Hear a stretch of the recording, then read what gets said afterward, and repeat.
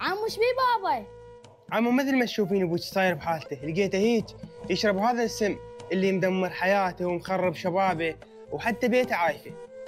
عمو كلامك كله صحيح، حتى بالليل يرجع عنا متاخر، هو احنا اصلا مستقبلنا ما ندري بيه شنو، حتى هذا المال قاعد احنا نبيعه، الناس توزع ثواب الامام الحسين عليه السلام.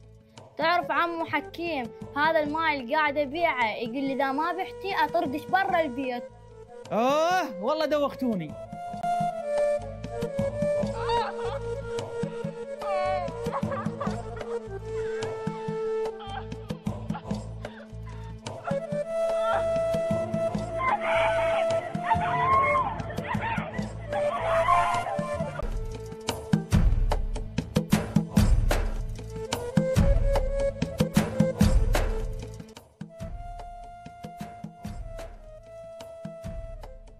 اكفو مريم اكفو، بعد ماي ما تبيعين، انا اتحمل المسؤوليه واروح انا ابيع عن ماي.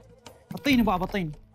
مريومه بعد ما خليش تبيعين ماي لو اخر دقيقه بحياتي.